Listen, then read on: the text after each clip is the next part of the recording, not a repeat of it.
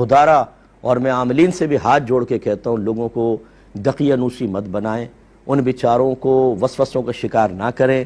ویسی لوگ دین سے دور ہے، نہ قرآن کے قریب آتے ہیں نہ حدیث کے، اور آپ نے یہ وسوسے ڈال کے اپنی ذنی چیزوں سے لوگوں کو ایسے قطعی طور پہ آپ بیان کرتے ہیں جیسے سارا علم غیب آپ کے ہاتھ میں ہے، اور لوگ بیچارے پریشان ہیں۔ مجھ سے پوچھئے میرا موبائل بھرا پڑا ہے، کہیں شوہر نے بیوی کو مار دیا، کہیں طلاق دے دی، کہ جی فلاں عامل نے کہا تھا تو نے جادو کرایا۔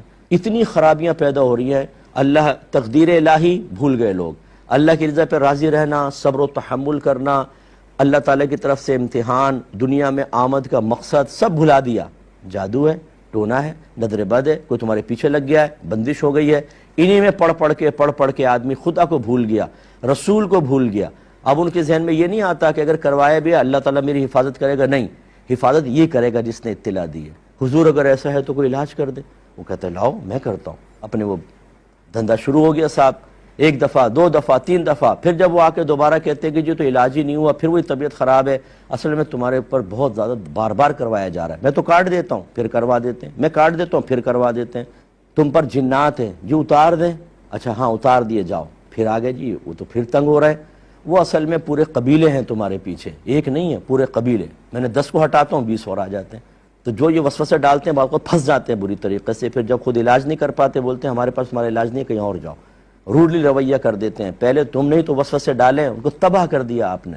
بعض بچیاں مجھے باہر سے کہتی ہیں صاحب 20 سال ہو گئے مجھ پہ جادو ٹونا، میری زندگی حرام ہو گئی۔ او بھائی کس نے بتایا آپ کو جادو ٹونا؟ فلاں عامل نے کہا تھا۔ اب یہ بڑے بھولے بھالے جادو کرانے والے، کبھی آنکھ پھڑکا دیتے ہیں، کبھی ہاتھ ہلوا دیتے ہیں، کبھی سینڈل ٹوٹ جاتی ہے، ارے بھائی جان سے کیوں نہیں مروا دیتے وہ ڈائریکٹ؟ اتنی بات سمجھ میں نہیں آتی کہ جادو کروایا میری آنکھ پھڑک رہی، عامل نے بتایا میرے۔ اب اندازہ کرو وہ آنکھ پھڑکوائے گا خالی آپ کا دشمن؟ اللہ تعالیٰ رحم فرمائے۔ تو یہ بالکل مطلب غیر مناسب رویہ ہے جو ایک مسلمان کا نہیں ہونا چاہیے۔ میں نہیں کہہ رہا ہوں کہ مسلمان نہیں رہے، معاذ اللہ یہ نہیں، مسلمان کا ہونا نہیں چاہیے۔ ہم ماشاءاللہ الحمدللہ ہم اپنے رب پر ایمان رکھتے ہیں، کائنات کا ذرہ ذرہ اللہ کے دست قدرت میں ہے، اللہ کی مرضی کے بغیر پرندہ پر نہیں مار سکتا ہے۔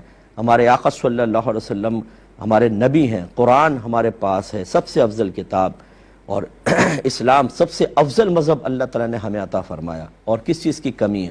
اللہ کی طرف رجوع کریں۔ وَاسْتَعِينُوا بِالصَّبْرِ وَالصَّلَاةِ، نماز اور صبر سے مدد طلب کرو۔ امید ہے کہ آپ کچھ بات سمجھیں گے۔